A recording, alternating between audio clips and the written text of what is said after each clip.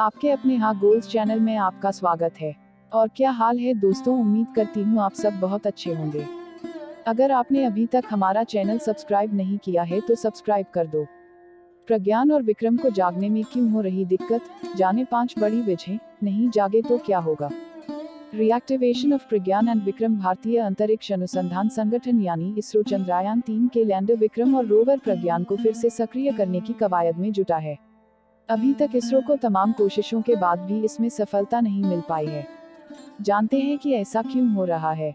चंद्रयान 3। भारतीय अंतरिक्ष अनुसंधान संगठन यानी इसरो के वैज्ञानिक कई दिन से चंद्रयान 3 के लैंडर विक्रम और रोवर प्रज्ञान को जगाने यानी फिर से सक्रिय करने की पूरी कोशिश कर रहे हैं।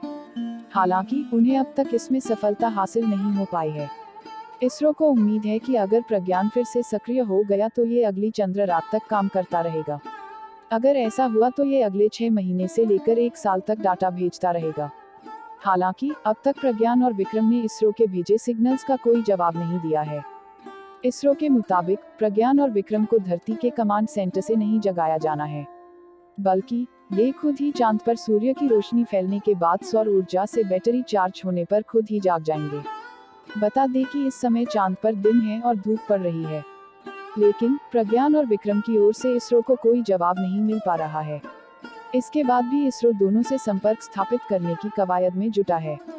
जानते हैं कि आखिर क्या क्या कारण है कि इसरो की दोनों को जगाने की हर कोशिश अब तक नाकाम ही हो रही है। चंद्रमा पर पड़ती है भीषण सर्दी।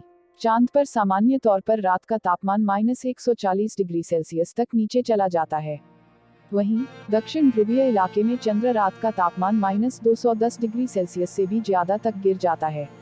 इस भीषण सर्द मौसम में बैटरियों के साथ दूसरे पेलोड्स का बचना करीब करीब नामुमकिन है। हालांकि विशेषज्ञ उम्मीद कर रहे हैं कि इसरो ने प्रज्ञान और विक्रम को डिजाइन करते समय इस बात का ख्याल जरूर रखा होगा। विकिरण बन सकता है समस्या। चांद पर मौजूद विकिरण किसी भी उपकरण या इलेक्ट्रॉनिक डिवाइस के लिए नुकसानदायक साबित हो सकता है। इसरो ने बताया था कि चांद पर विकिरण का स्तर काफी ज्यादा है। हालांकि ऐसे हालात के लिए पर्याप्त परीक्षण किए गए हैं। वहीं चांद पर सूर्योदय के बाद सौर ताप उपकरणों और चार्जर बैटरियों को भी गर्म कर देगा। अगर ऐसा हो पाता है तो सिस्टम फिर से चालू हो जाएगा। अगर ऐसा हुआ तो हम अगले 14 दिन तक घूमकर चंद्रमा के दक्षिणी ध्रुव के पास चंद्रमा से ज्यादा डेटा हासिल कर पाएंगे।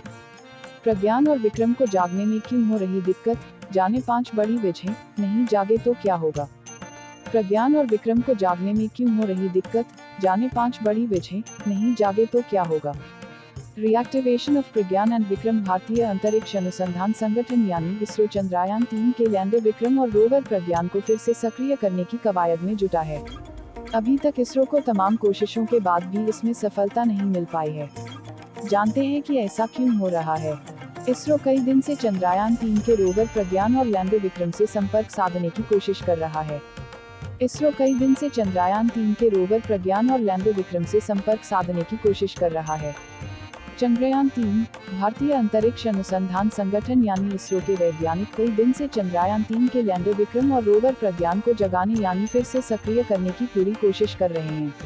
हालांकि उन्हें अब तक इसमें सफलता हासिल नहीं हो पाई है।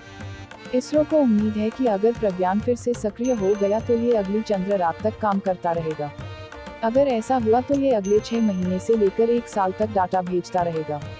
हालांकि अब तक प्रज्ञान और विक्रम ने इसरो के भेजे सिग्नल्स का कोई जवाब नहीं दिया है। इसरो के मुताबिक प्रज्ञान और विक्रम को धरती के कमांड सेंटर से नहीं जगाया जाना है, बल्कि ये खुद ही चांद पर सूर्य की रोशनी फैलने के बाद सौर ऊर्जा से बैटरी चार्ज होने पर खुद ही जाग जाएंगे।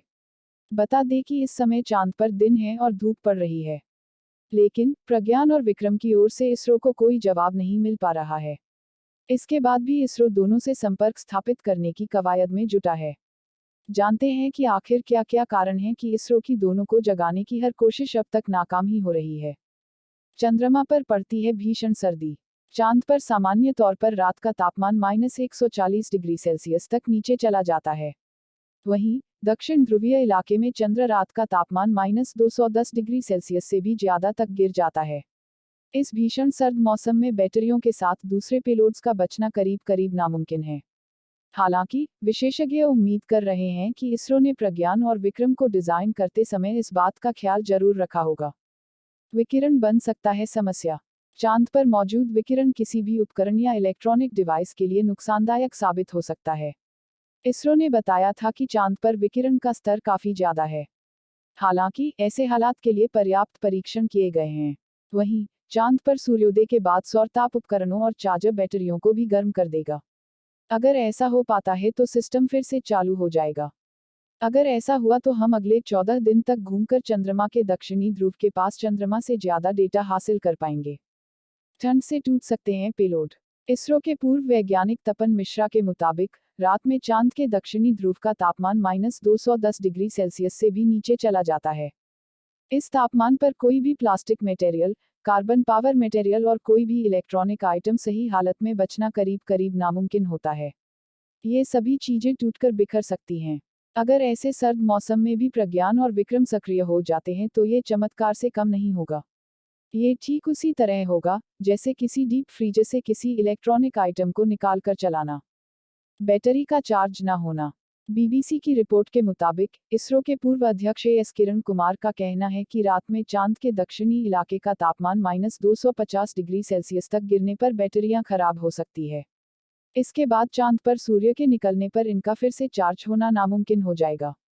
इस तापमान पर बैटरी, इलेक्ट्रॉनिक्स और दूसरे सिस्टम्स का सक्रिय रहना चमत्कार ही होगा। सिर्फ 15 दिन का ही था जीवन। इसरो के पूर्व वैज्ञानिक तपन मिश्रा के मुताबिक सबसे बड़ी बात यह है कि चंद्रयान-3 के लैंडर विक्रम और रोवर प्रज्ञान को चांद पर धरती के 14 दिन के बराबर सक्रिय रहने के लिए ही बनाया गया था। ये उम्मीद पहले से ही थी कि रात में जब चांद पर भीषण सर्दी पड़ेगी तो चंद्रयान के कुछ हिस्से खराब हो सकते हैं। वैसे सफल लैंडिंग के बाद सोने से पहले दोनों ने अपना तय काम पूरा कर दिया है। अब अगर ये दोनों फिर सक्रिय होते हैं तो ये इसरो के लिए बोनस होगा। इससे इसरो को चांद के दक्षिणी इलाके में ज्यादा से ज्यादा शोध कार्य करने की सुविधा मिल जाएगी। प्रज्ञान विक्रम नहीं जागे तो क्या? इसरो ने प्रज्ञान और विक्रम को 2 और 4 सितंबर को पूरी तरह चार्ज करने के बाद ही स्लीप मोड में डाला था। इसके बाद चांद पर रात शुरू हो गई थी। इस दौरान दोनों को भीषण सर्दी और विकिरण से गुजरना पड़ा। धरती के समय के मुताबिक 20 सितंबर की शाम से चांद के दक्षिणी इलाके में सूर्योदय शुरू हुआ और इसरो ने दोनों से संपर्क की कोशिशें शुरू कर दी। अगर इसरो दोनों जगाने में सफल नहीं हो पाता है तो दोनों चांद पर भारत के एम्बेसडर के तौर पर हमेशा के लिए रह जाएंगे।